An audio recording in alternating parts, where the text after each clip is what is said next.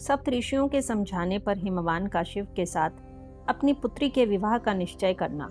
सप्तऋषियों द्वारा शिव के पास जाकर उन्हें संपूर्ण वृतांत बताकर अपने धाम को जाना। ब्रह्मा जी बोले, वशिष्ठ जी की बात सुनकर अपने गणों एवं भार्या सहित विस्मित होकर गिरिराज हिमालय पर्वतों से कहने लगे, हे गिरिराज मेरो, हे सहाय, हे गंध मादन, हे मंदर, हे मैनाक, हे विंध्य, हे पर्वतेश्वरों, आप सब लोग मेरी बात सुनो। वशिष्ठ जी ऐसा कह रहे हैं, अब मुझको क्या करना चाहिए?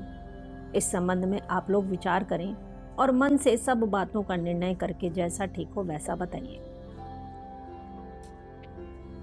ब्रह्मा जी बोले, उनकी बात सुनकर सुमेरु आदि वे पर्वत भली भांति निर्णय करके प्रेम पूर्वक हिमालय से कहने लगे, इस समय बहुत विचार करने की आवश्यकता नहीं है, कार्य तो हो ही गया है।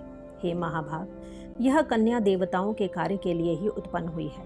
इसका अवतार ही जब शिव के लिए हुआ है तो इसे शिव जी को ही देना चाहिए।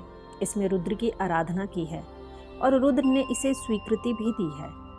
ब्रह्मा जी बोले, मेरु आदि पर्वतों की यह बात सुनकर हिमालय को बड़ी प्रसन्नता हुई और गिरिजा भी मन ही मन हंसने लगी।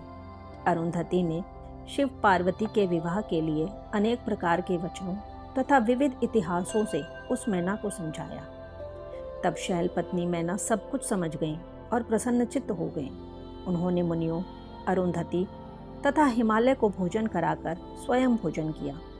तदनंतर ज्ञानी गिरिश्रेष्ठ उन मुनियों की सेवा करके प्रसन्नचित्त और भ्रम रहित होकर हाथ जोड़कर प्रसन्नता पूर्वक कहने लगे, हे महाभाग्यवान सप्तऋषिगण, आप लोग मेरी बात सुनिए। मैंने शिवा और शिवजी का सारा चरित्र सुन लिया, जिससे मेरा सारा संदेह दूर हो गया है। मेरा यह शरीर पत्नी मैना, पुत्री, पुत्र, रिद्धि, सिद्धि तथा अन्य जो कुछ भी मेरे पास है वह सब शिव का ही है, इसमें संदेह नहीं। ब्रह्मा जी बोले, उन्होंने इस प्रकार कहकर उस पुत्री की ओर आदरपूर्वक देखकर उसके अंगों को अलंकारों से सुसज्जित कर उसे ऋषियों की गोद में बैठा दिया। तदनंतर शैलराज ने पुनः प्रेम से ऋषियों से कहा, मुझे शंकर का यह भाग उन्हें अवश्य देना है, ऐसा मैंने निश्चय किया है। ऋषि बोले, हे गिरे, भगवान शंकर ग्रहिता होने के कारण भिक्षुक हैं, आप कन्यादान देने के कारण दाता हैं और देवी पार्वती भिक्षा हैं। अब इससे उत्तम और क्या बात हो सकती है? हे हिमालय, जिस प्रकार सभी शिखरों से ऊंचे होने के कारण आपके शिखरों की श्रेष्ठता है, उसी प्रकार आप भी संपूर्ण पर्वतों के अधिपति होने के कारण सबसे उत्तम हैं तथा धन्य हैं। ब्रह्मा जी बोले, इस प्रकार कहकर निर्मल मन वाले मुनियों ने हाथ से स्पर्श करके कन्या को आशीर्वाद दिया कि शिव को सुख देने वाली बनो, तुम्हारा कल्याण हो। जिस प्रकार शुक्ल पक्ष का चंद्रमा बढ़ता है, उसी प्रकार तुम्हारे गुणों की वृद्धि हो।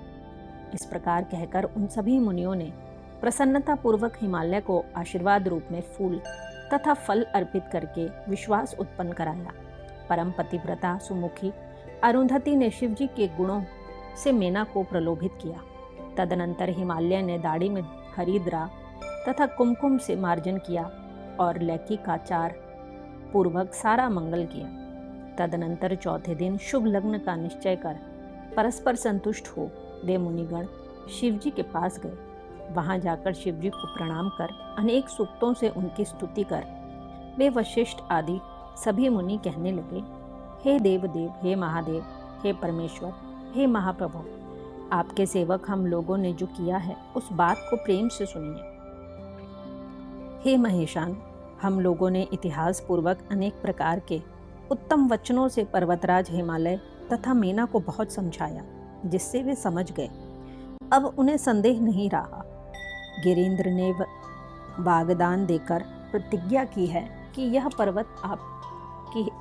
पार्वती आपकी है। अब आप अपने गणों तथा देवताओं को लेकर विवाह के लिए चलिए। हे महादेव, हे प्रभु, आप शीघ्र ही विवाह के लिए हिमालय के घर चलिए तथा संतान उत्पादन के लिए रीति के अनुसार पार्वती से विवाह कीजिए।